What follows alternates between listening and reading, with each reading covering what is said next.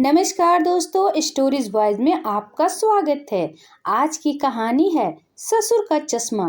घर की नई नवेली इकलौती बहू एक प्राइवेट बैंक में बड़े ओहदे पर थी।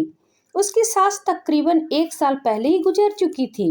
घर में बुजुर्ग ससुर और उसके पति के अलावे कोई नहीं था। पति का अपना कारोबार था। पिछले कुछ दिनों से बहू के साथ एक विचित्र बात होती। बहू जब जल्दी जल्दी घर का काम निपटाकर ऑफिस के लिए निकलती, ठीक उसी वक्त ससुर उसे आवाज देते और कहते, बहू मेरा चश्मा साफ कर मुझे देती जा।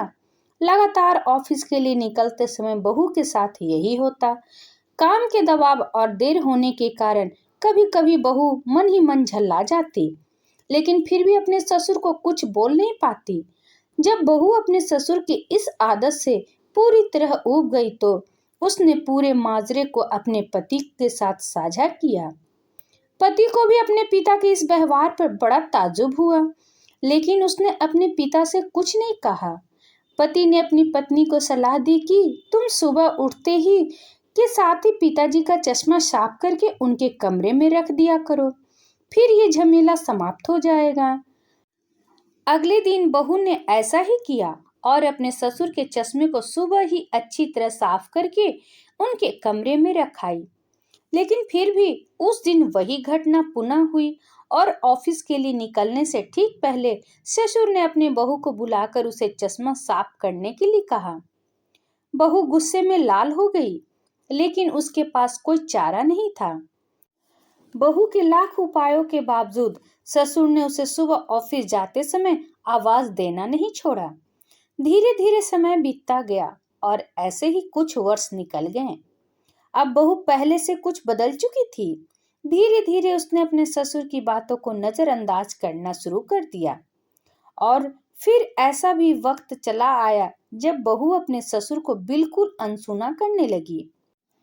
ससुर के कुछ बोलने पर वह कोई प्रतिक्रिया नहीं देती और बिल्कुल खामोशी से अपने काम में मस्त रहती। गुजरते वक्त के साथ ही एक दिन बेचारे बुजुर्ग ससुर भी गुजर गए। समय का पहिया कहाँ रुकने वाला था। वो घूमता रहा। छुट्टी का दिन था। अचानक बहू के मन में घर की साफ सफाई का ख्याल आया। वे अपने घर की साफ सफाई में जुट गई। तभी सफाई के दौरान मृत ससुर की डायरी उसके हाथ लग गई।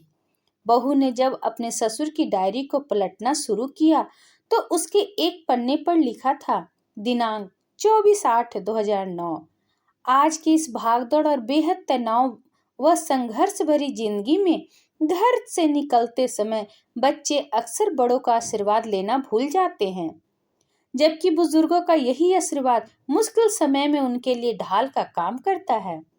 बस इसलिए जब तुम चश्मा साफ करके मुझे देने के लिए झुकती थी तो मैं मन ही मन अपना हाथ तुम्हारे सिर पर रख देता था, क्योंकि मरने से पहले तुम्हारी सास ने मुझसे कहा था कि बहू को अपनी बेटी की तरह प्यार से रखना और उसे ये कभी मत महसूस होने देना कि वे अपने ससुराल में है और हम उसके माँ बाप नहीं हैं।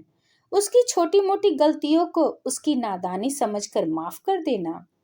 वैसे मेरा आशीष सदा तुम्हारे साथ है बेटा। डायरी पढ़कर बहू फूट फूट के रोने लगी।